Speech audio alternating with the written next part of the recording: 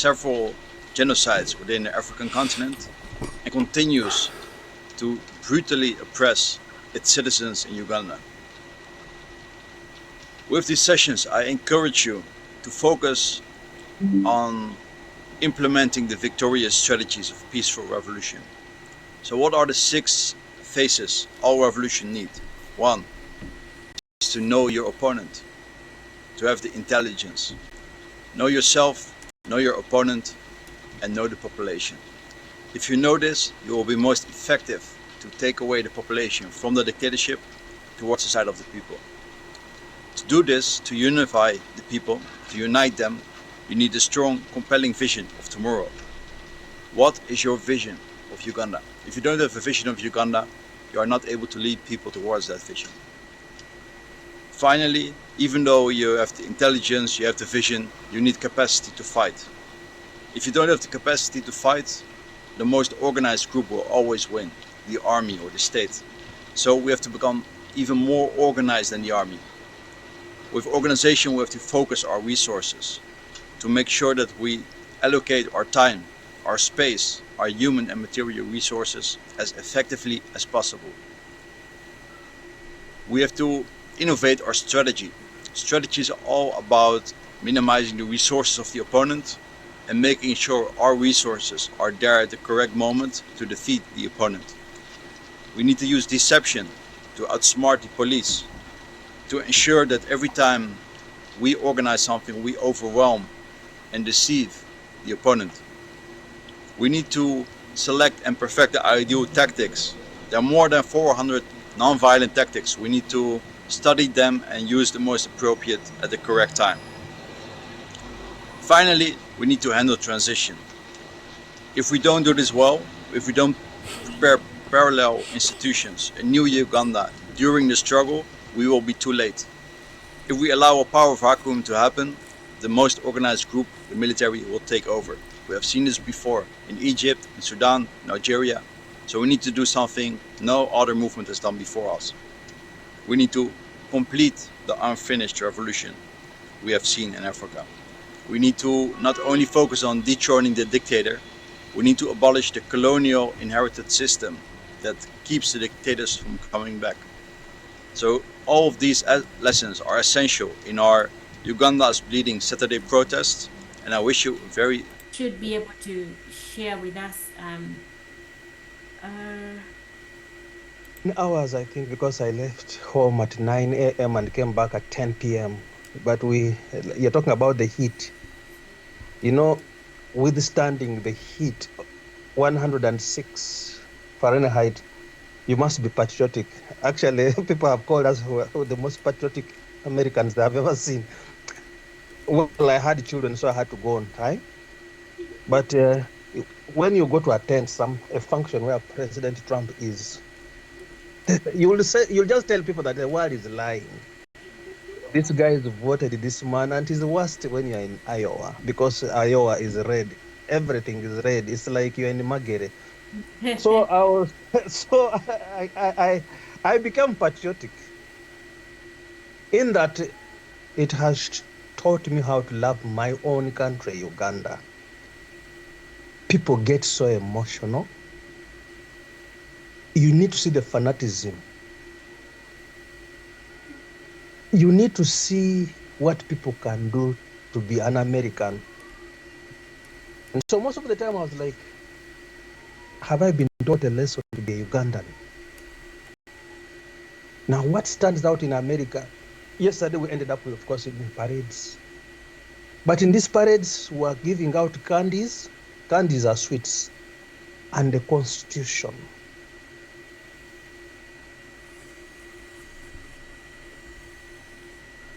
I think is more popular than the Bible in America, because definitely I've never given anyone a Bible.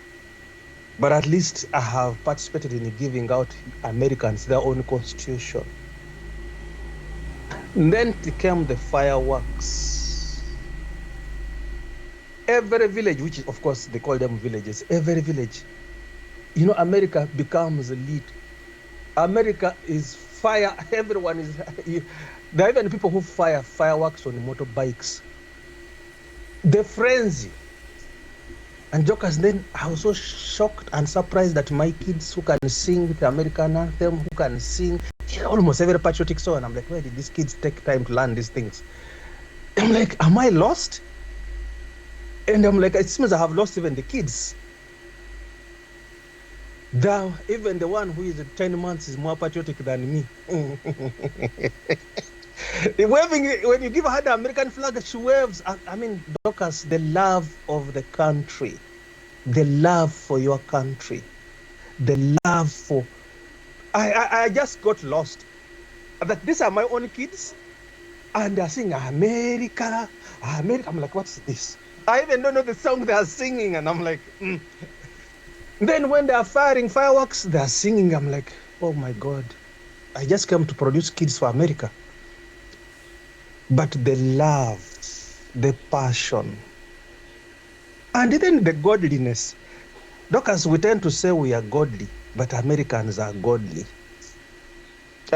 These are things I'm speaking from firsthand because I was there, I participated, I saw. Of course, there are those extremes. You have Americans on the extreme, but then the true American, the guys who know what they shed blood, how they shed blood to make America. That even President Trump, who is seen as an extremist, people are using the Constitution. Doctors, these celebrations, you don't see the army, you don't see the police. Of course, maybe there are silent armies within us, but you are seeing, Doctors, where you see children lining up the roads, there's hot sun, and every person who is coming is throwing a candy. Seeing a child pick a candy, a sweet, and then picking a constitution, because they can't read, but just throwing a constitution and a crowd, the constitution. And then they tell you the constitution is the biggest guarantor of freedoms.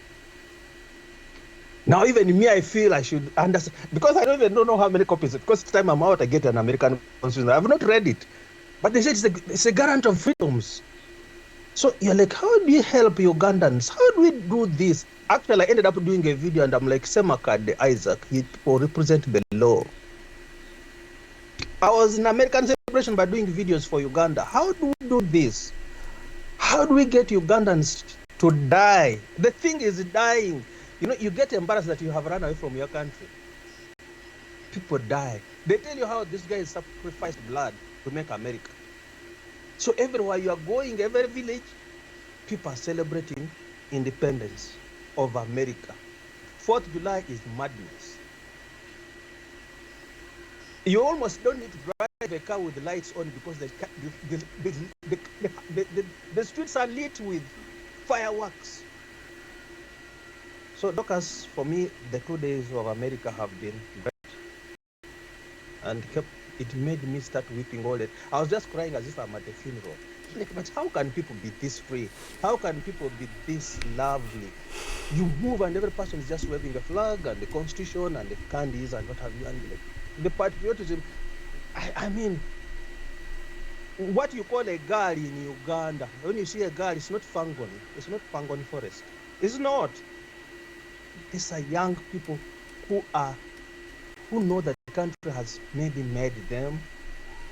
Like my girls, these are 3rd grade people, and they're just, and you can't stay in the house, they want you to go out.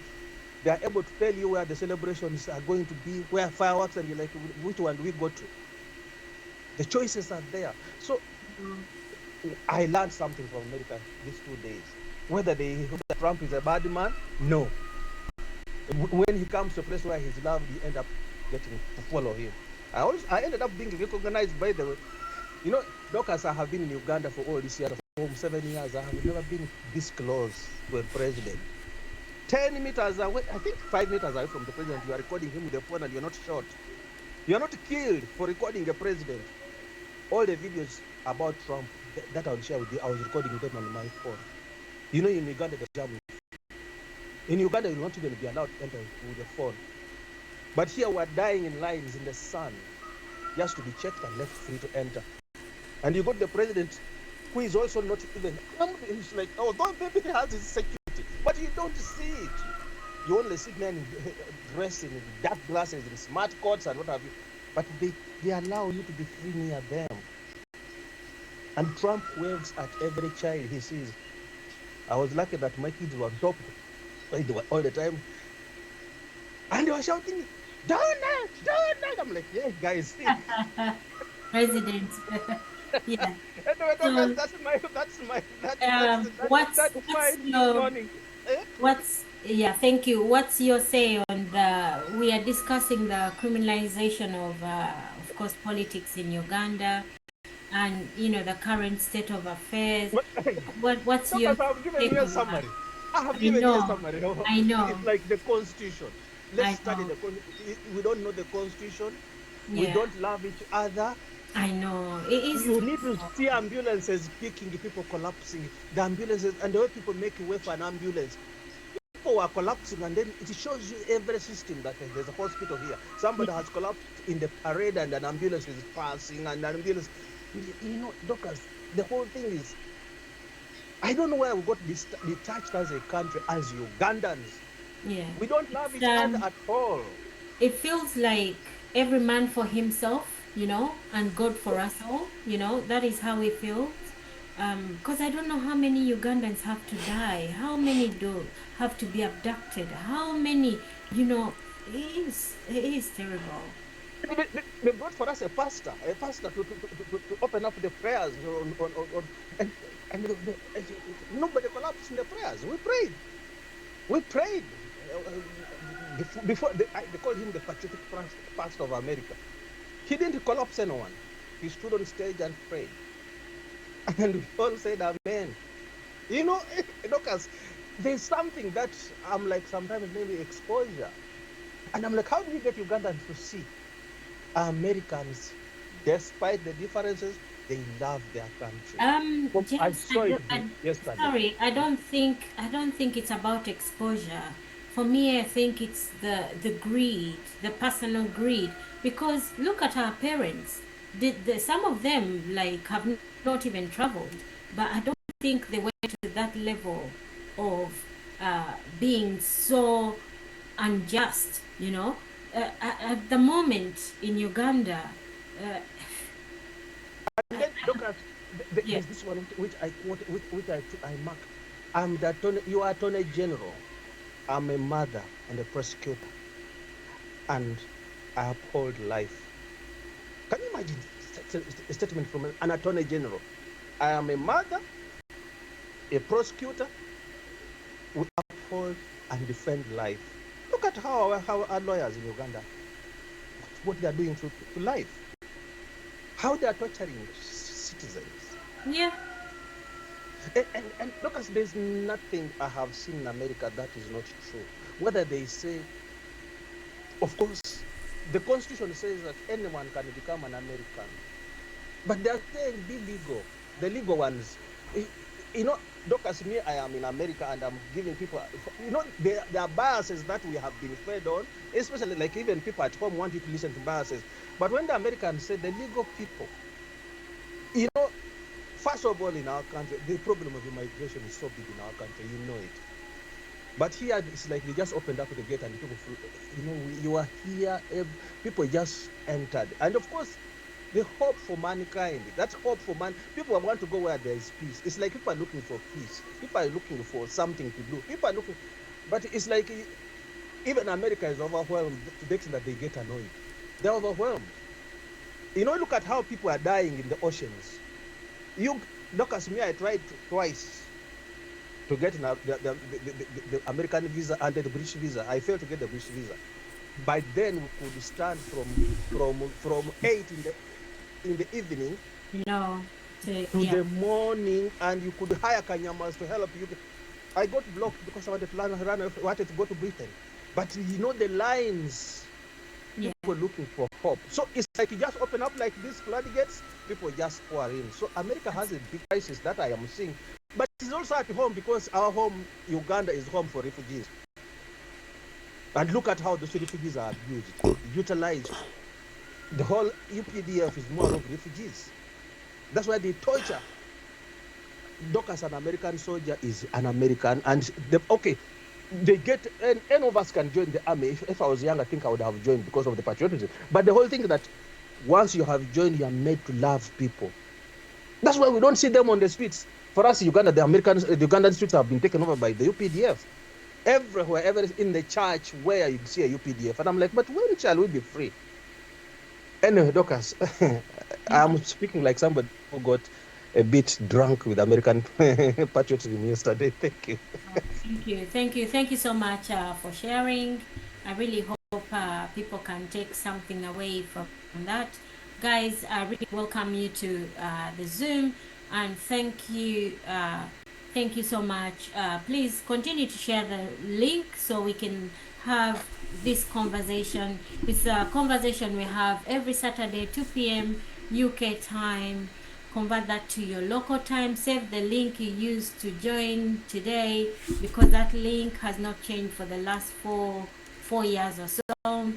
And let's have that conversation, guys. We're speaking on Uganda, the current state of affairs in Uganda. Thank you so much, comrades, those that have shared.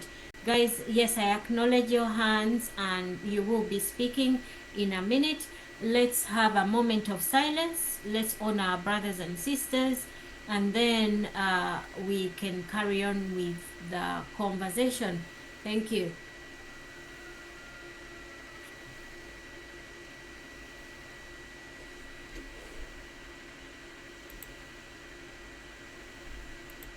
Know who's lowered, but yes, I was going to give you a chance to speak. It's just that we normally have a moment of silence, so I'm not ignoring you. You will speak. We were honoring our fallen brothers and sisters, guys, you know. Yeah, so their sacrifices will not be forgotten, guys. Yeah, and silence is not an option for us. We will continue to speak out against injustice, things as such as what we are doing today, and against oppression, you know. Yeah, and of course we are advocating for a better future. We want to free ourselves from the dictator Museveni. Thank you so much, guys, for observing the moment of silence. Thank you. Yes, the hands, please, Sister Nul. Uganda, who are logged on from Uganda. I wanted to say, whoever is on ground,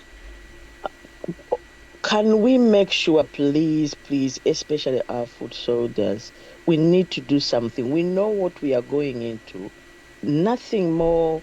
It's going to be similar to what we had in the next elections. And this time it's going to be even worse, because obviously Mohozi himself is involved in most of these wrong things now. We understand most of them, he's behind them. He's the one who calls the call. But I'll urge every foot soldier, even if you're not a foot soldier, let's try not to show ourselves. What I'm trying to say, when we go or do activities, let us to camouflage, not to be always in red only. Can we use also other colors, and we work underground? So so that this is so and so. There are so many things all of us can do, even undercover, and things go quietly. Especially when we are doing the kunga on villages in area, you don't need to go in those bright red colors or everything. Just go in your neutral colors, but pass on the message. That will help us to go a bit further, because as they are targeting anyone who is showing up in red. So we need to camouflage a bit. I wanted to say that to all those on ground. The other thing, when the person who just spoke about the Ugandans not knowing the constitution, that is the very, very, very, very important thing. I don't know how leaders on the ground, I'm sure the funding of that can be done. If we find anyone who can translate the constitution in Uganda and maybe other major languages, that will help a lot. I'm sure the funding can be got. That one we can mobilize and do fundraising. But who are the right people on the ground to do it, or even outside Uganda, who can translate this constitution, so that we can distribute it? The people knowing what they are reading, they can do better and become more patriotic. To me, I realize that is an issue as well. And also that will help others, not just going in courts and quoting them, you've done this wrong, because the constitution, they'll be knowing it, reading it. When you say go to this chapter, they will be doing it themselves, they can read. So I think, to me, we need to carry that forward. Another thing, I don't know if the headquarters at Kavri have set up We need in every region, or maybe through these regional presidents or leaders for each region, north, east, west and Uganda, we need a welfare team for each region, because not only people are abducted in Uganda, there are other areas and there is no connection. And by the time they get for help, for people to know, sometimes it's too late. So I don't know how that can be set up, whoever is on the ground and whoever can reach these leaders. We need that to be set up, please. Thank you. Thank you. Thank you. Thank you so much, sis. I was actually going to tell you that we need a general message speaking to the Uganda and reminding them, even if you are a Museveni person, or if you are an FDC, or, you know, what, for me, I think, James, what I pick out is the love, you know. Why would your neighbor's child be abducted, murdered, and you say nothing? Why would you hear that, oh, these new people or the National Unity Platform members of the opposition have been abducted, they're in prison for no reason? You know, we heard in the beginning, Comrade Kato has his lovely t-shirt, free all political prisoners. So why would you hear that, oh, there's people in jail and they've done nothing, they've committed no crime, trumped up charges, and you as a Ugandan, you're not bothered, but simply because you think, oh, I don't belong to that party? Where's the love? What happened? So even if people say, oh, we don't know much about our constitution and all, what happened to humanity anyway? You know, why? How do you face your brothers and sisters? How do people get tortured? You know, I was a bit confused. I will go back to the Benny Hinn conference or whatever. Okay, I know this is not personal. I'm not trying to hit on anyone, but as people are busy praying and enrolling in this and the Holy Ghost, people, the brother to Patience who is busy torturing our brothers and sisters. True. And I'm thinking, where is the love? You know, where is the love? Because guys, God is love, you know. So you cannot tell me that you're praying, you're having miracles and all this, but you cannot extend that love to the next person, you know. So I am sorry, I'm not trying to hit on whoever, but we need to have the love, you know. Let it be the foundation. Yeah, so thank you so much, sis. We will discuss, and just a reminder, this meeting, I really would like to welcome each and everyone. If you're Ugandan, come and discuss. If you're an NRM person, come and speak to us. Talk to us. How are we going to free our nation? Are you happy with what is happening in our nation? You know, are you happy that the opposition or people that do not have the same aligned, they are not aligned, or they're not supporting Museveni? Are you happy that they're tortured, they're abducted, they're murdered? What is happening? You know, what has happened to us guys as Ugandans? You know, let us discuss. Thank you so much, Sister Nul, and some discussions, yes, we'll keep them. Some are private. This meeting is streamed on Zoom, on Facebook, so that's why I do not like to discuss certain issues, because I do not want to let the dictator taking some of our I don't want to call them secrets. I do not want them taking away strategies and making them their own, you know. So no issues I feel we need to discuss, not on this open forum. But yes, let's discuss as Ugandans how we can free our nation, guys. Yes, Sister Tina, how are you doing? How is your son? How are you? Please do come in, speak to us, sis. How are you? I'm tired a bit. It's been 11 days this go around. He had 5 surgeries. But he's doing good by God's grace. He got off of the life support yesterday. But I'm all choked up from Brother James. The things he was saying. Excuse me. I I don't get up and cry much, but it was so heart touching, you know, what he was saying inside, you know. He said, you know, you feel the love here in America, and you do feel the love when pushed. At the end of the day, Americans, we love each other and we reach out for each other when we need a hand. But I will say this, when I was in Uganda in 2021, shortly after the elections, I somehow felt closer to God there than here in the US. Imagine. And I know it's because God sent me there, and God gave me a heart towards Uganda. You guys are all going to think Murambi's a crybaby today, but it's okay. It's all right. Because I love people. And when I'm sitting there and I'm listening to Brother James, how excited the girls were for fireworks and stuff like that. And I'm just thinking to myself, you know, how beautiful Uganda's going to be when they're liberated.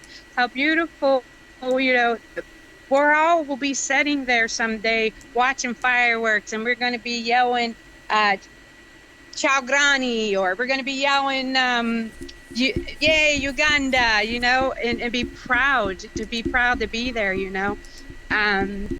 But it's so sad the way people, like, if I seen somebody grabbing my neighbor's kid, you better believe I'm going to go grab my Glock. I'm going to go grab my 9mm or something, and that kid's going to be taken care of, you know. No matter what, I'm going to go to the extent to take care of my neighbor's kid. Even a stranger down the street, if I see some little kid being abducted on the street, you better believe I will put my life down for that kid, to try to do everything I can to save that kid. Not even a kid, even adults, our brothers and sisters as well, you know. God, he tells us we are to be our brothers' keepers. We're to lay down our lives for our brothers and our sisters, you know. And it's sad because, yeah, I have a friend who's been in military prison for over 4 years now, and he hardly gets any support at all. And his spirits are very low right now. His family went to visit him, and he's just so weak right now. I mean, after 4 years, I mean, he did, you know, he tells people about God and things like that, but it's been long, it's been discouraged, and he's been one of those guys that's been under the radar, that's in these prisons for doing just human rights activism. He didn't kill nobody, where they're trying to say that him and some of his friends murdered a cop. They didn't murder anybody. They didn't. How are they going to do that? They don't have guns. Then they plant guns on these young kids, and then they, you know, they try to charge him with these chumped up. I'll tell you what, Museveni's going to hell in a handbasket. I'm telling you, that guy needs to repent, or he's seriously going to hell, and he's going to burn mightily for what he's doing to the people. It's ridiculous, and it's horrible. It's so heartbreaking to see all these young people. You might be standing there on the streets of Kamacher, and somebody pick your friend. Don't let him pick your friend. You all go after them. Don't let them. They can't take you all. They can't take all of us at one time. Go after them thugs. I'm so sick of them thugs. Oh, in the name of Jesus. Oh, Dorcas, I'm getting too wound up for this one. But my message is, brothers and sisters, stick their brother or sister in trouble, the whole flock go. Don't just stand there and let your brother get raped, or your brother get beaten, or your brother get shot at. No, everybody goes. That's how America got free, because not one of us went, not one of my ancestors went, all of them went. All of them went to defeat the British, all of them. That's how we gained our independence. And we still fight today for our independence. Yeah, they want to keep us all under thumb and all under watch. A lot of people don't like Donald Trump, but I'm telling you what, I love that man. I love that man, and why I love that man? Well, first off, we're supposed to love everybody, but because he stopped the funding, and he's really trying to guide not just Uganda, Africa in the right way. I mean, yeah, some people might say he's hard, he's harsh, but in some areas he's right. Some wrong, but some areas he's right. You got to stand up. You got to take back your country. Stop letting people be killed. Stop letting that dictator and his thugs come up in our hood, as we would call it, or up in our ghettos, or up in our homes, and steal our brothers and sisters. take our children, rape our children, impregnate our children. You know, when I was in Uganda, they were taking the little kids from the villages. One of the NRM government's officials was taking the children from the villages, bringing them into the city to make them beg for money. And then at the end of the day, they would come and collect that money. And then those poor kids were starving. Brothers and sisters, Banangi, what is wrong with you? Wake up. Save Uganda. We can't sit still and watch people being abducted and killed every day. No, we got to stand. Thank you, Dorcas. I'm so sorry I'm so emotional today. James, it's your fault. I got so emotional. I love you, brother. I know. Thank you so much, sis. Don't be sorry. Yeah, it is good. It's okay to cry. It's okay to express yourself. Thank you so much, and of course, thanking you for all that you continue to do. Yes, but now, Tina, I cried. I cried in America. Yes, it's like, you know, Tina, the connection between a candy. Somebody strange comes and gives your child a candy, and the child is able to fight. The child will defend herself because has been given a candy, and you don't want them to take it. A child wants you to explain why and they will ask you why. Now you are trying to think about their teeth, but the issue is that small things that in Uganda we shall go for independence celebration, we shall go for Museveni's parade, but the children don't feel it. Now in America, you know, for me, like I said, I took lessons that how do you make children part of this? Let the parades be on the streets, not in stadiums like we do in Uganda. Let the soldiers not appear. And then let the children get the candies. Mothers, fathers connected to their children on the streets. The politicians, because me, I was donning on my house rep's t-shirt. But in the boxes of the Constitution, the candies and the Constitution are the major things in the parade. But again, Tina, I want to tell you that you have exactly told me what I was telling Americans. You people celebrate. You don't know what you have. You have never seen sick people. You have never seen coming for such a parade in these colors. Then I will not go back home. I will be arrested because maybe I've come out in Chagulanyi's uniform. Not arrested. Yes. For us, we come out you come out in who you support. I came out in Trump. There are people who come out in anything. The whole thing is that the frenzy people come to celebrate. But then I told so many Americans, I was asked that question, do you love Trump? I said, I love Trump for one thing, waking up the whole world. Even my country is awake. Although we are still on the other side, we are still struggling.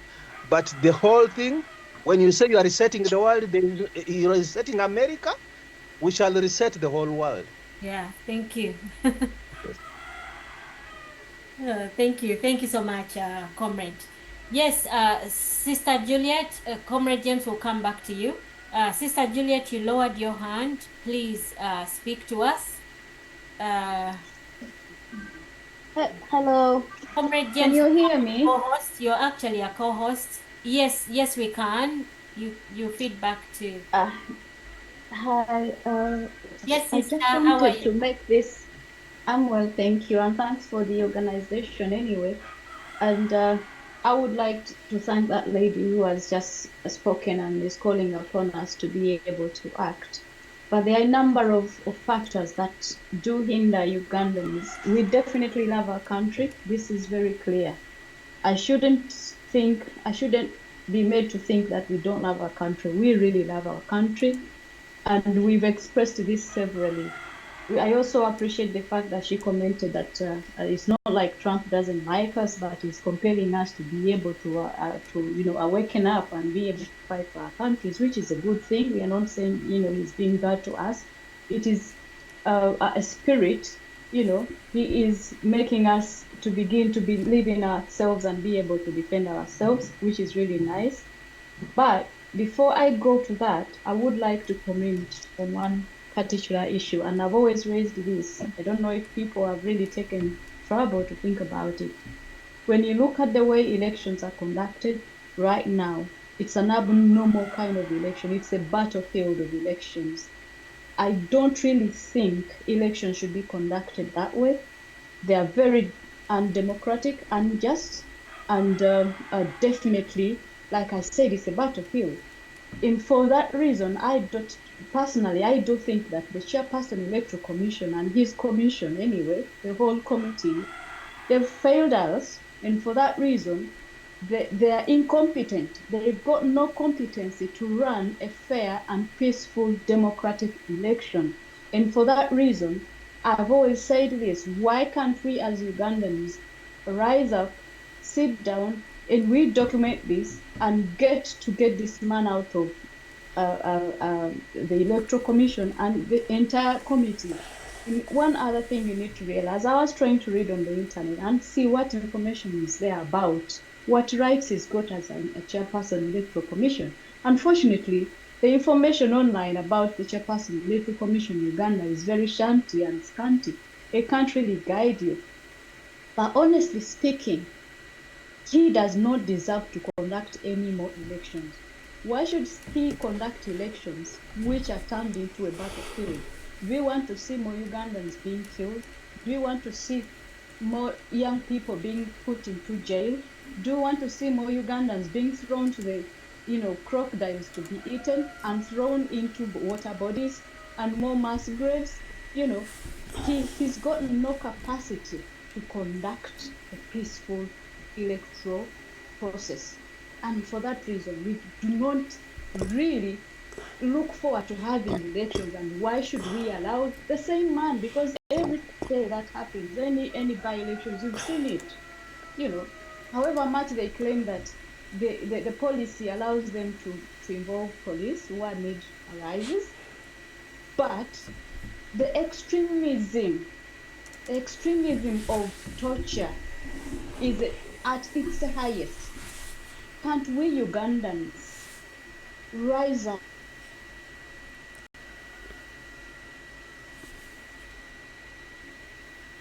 about the protest vote? We do welcome it and we like it, but what kind of protest vote are you going to do? They are going to deploy all over.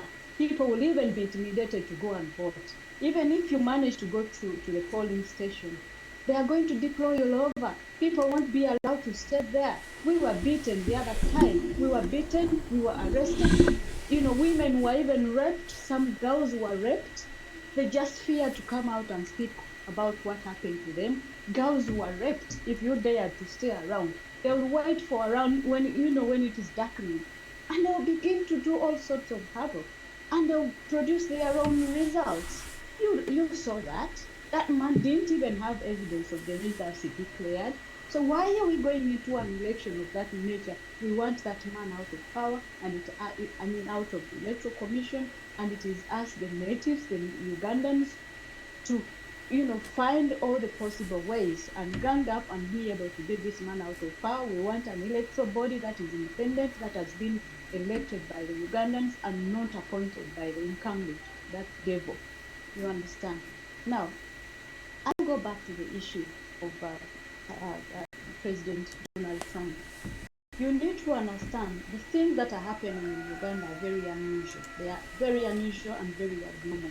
There is no way you will tell a Ugandan, you know what, this is what we are supposed to do as Ugandans. Everything is abnormal. Even when you think right, you cannot act right.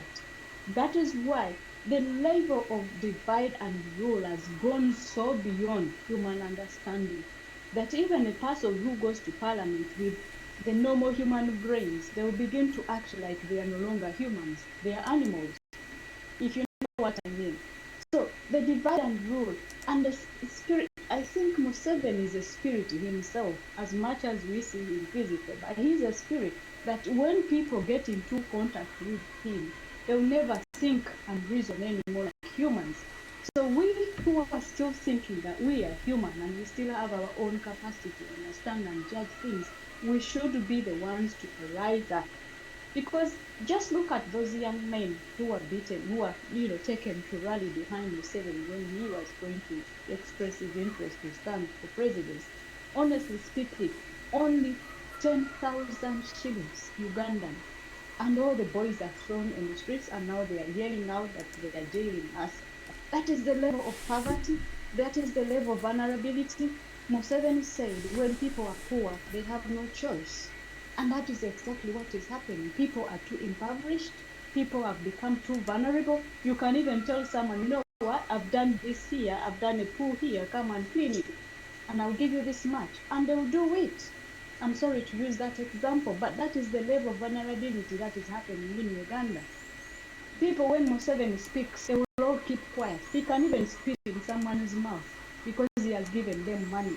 They will even be silenced on even something that is very obvious. They are all quiet.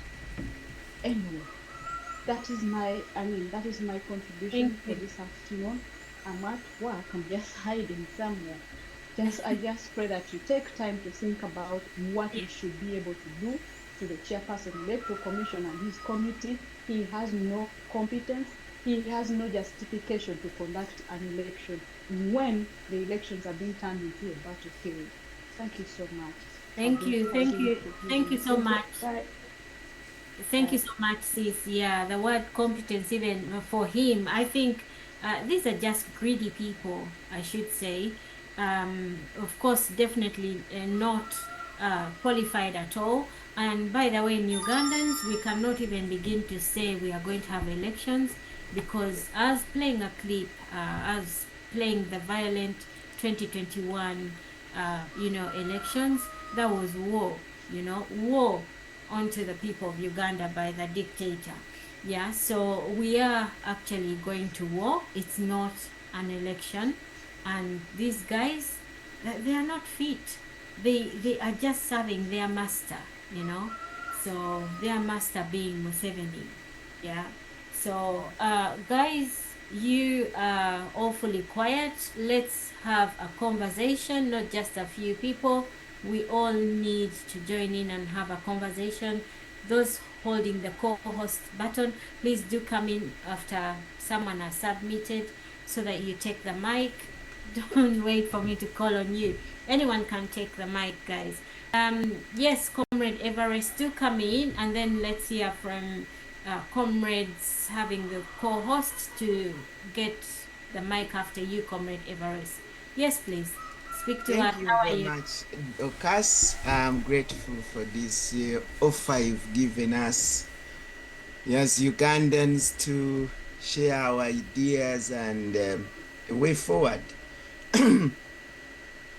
Dear members, we are in this situation. None of us, I think, was the architect of this situation, but the global powers which constructed Uganda as it is, they did it. Anyone who may disbelieve it, it is true. Most people, the sectioning of Africa, and the Uganda in particular, was designed by people and no African was there. What does it mean? Even when they left, they had to make sure we under tight grip. I was, some of you have seen a clip running around where oil in Bunyoro was discovered in the 1930s. And that oil, the people who are interested, or the companies which were interested, they are all British. And since then, I'm afraid to inform you that Uganda in particular has never had a president of its choice, including this one. Is not our choice. Idi Amin was not our choice. It's only that he couldn't deliver what they wanted him to deliver. Museveni has delivered it, and they are still holding on him. Having been in such a state, how do they get us where we are? In the beginning, they introduced religion which serves them, not us. They introduced religion which is going to make us weak, where they ask us to forgive even the murderer. Moreover, they know that there is a police to investigate and make sure that somebody who remains on the street is not lunatic or is not that. But for them, they wanted us to give such people a blanket forgiveness, that these people should continue living and continue their murderous way. This is where things get bizarre. The civilization, all what we do, they found in Uganda they could do C-section without importing each and every item used from anywhere. Today, go to Mulago in the C-section area, everything is important. That's how civilization has made us weak. What we do in Uganda is inferior.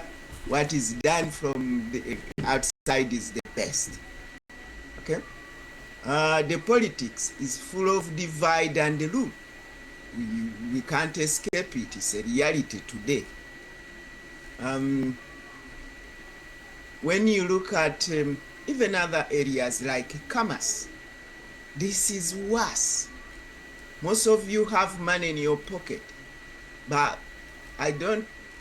those who know what money is supposed to be a store of value, and the next, a medium of exchange. In 1971, the store of value was cut off. They left it as a means of exchange. But exchanging what? Today, if you walk in any national bank, try it wherever you are, whether America, UK, wherever. Go to the national bank and say, I want this money. Get the highest denomination and go to the bank. Ask them to give you the store of value it does. The best they will do, they will give you that a new one, a new note, or a new. The coins are okay, but I mean the paper money. They cannot give you the equivalence of your paper money or silver or gold. Even a bullet, I will welcome it if they can give it to you. They won't give it to you. They will say this one is very old. Let us give you a new one. What does it mean? We're living a fake life. Instead of having a real meal, we are having the pills. This is where it gets interesting. Ugandans in particular, ever since they are subjected to lies. A society subjected to lies is what you see in Uganda is what is expected. Because the money is a lie, leadership is a lie, everything is a lie. We have to destroy ourselves, and we see it as a normal thing. Even the election is a lie. I'm trying to be quick through this so some of you can go and check. Now, what happens when we say we're going to the elections as it stands? Today, the elections we conduct, that's the reason why they get cheated and no one bothered, because we've decided to conduct elections in the dark. Some of you have ever had millet, grains, millet grains. If they throw them in the dark and they ask you to pick like 5, it's gonna be hard. The same as what we're trying to do. Elections in the dark, someone who has known where he has placed those millet grains is the most likely to pick. But for you who is just going in, chances are nearly 99.999 to come out without. Today, Uganda is having peace of the gun instead of peace of the people. And what we're looking for is peace of the people. This is where I've been, most of the time I've been on this platform. I've invited members here. We do something necessary. It doesn't mean that it's gloom and doom. No. We having something we can do. We can change what is going on now. But that means we have to do extra work. And that extra work demands a different language from what is being peddled through the elections and everything. We need to do a different language. We need to do different actions. And these actions, we have to at least be able to do them the whole country, even world over, if possible. What can we do? That's what we come to now. First and foremost, the language has to change. But changing that language, we don't expect it from the leaders who are campaigning in the campaigns to change it. They might hint on it, but they have limitations because what they are doing is a battle of ideas.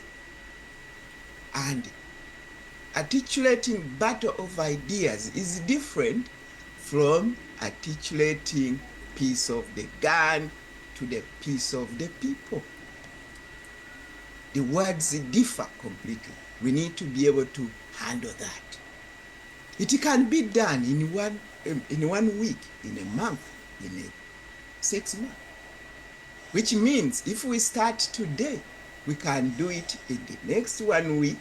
Given that this man has been there for 40 years, people are at the ripe time where we can strike and get peace of the people. Peace of the people will mean we have the judiciary which will not be impartial. The electoral commission, even if we leave that one which is there, it will be electoral commission for the people. The army is taken, is not Ugandan, is a personalized army. The police is a personal army. The National Bank is a personal ATM for somebody. These institutions have to be for the people. Yeah. That's when they won't be abused. And they will be able to function for the people.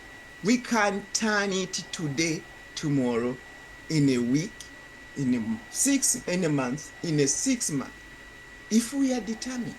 But the process of turning this one is different from the campaigns. That does not mean people who are in the campaigns are immune. They have also to come in. But the language which we have to lead has to be different. And all Ugandans, even non-Ugandans like my dear Tina, should embrace to stand with Ugandans. That's where we have to refine our language and make it palatable to whoever is in Uganda, whether it's visited tonight or any other day, to be able to feel at home. We can only do that when we we open the curtains. That means we remove the power of the gun or the peace of the gun and usher in the peace of the people. That's the few I can share with you this evening. I will only request that there is a process which is in place. Please, you are free to come and bring the ideas, support financially and in activities, also in shaping the language, which need to usher in the peace of the people, and we send away the peace of the God. Thank you very much, members.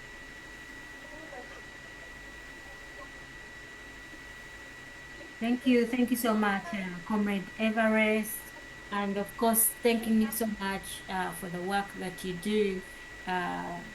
Everest is one of the UK chapter, comrade leaders, events, personnel.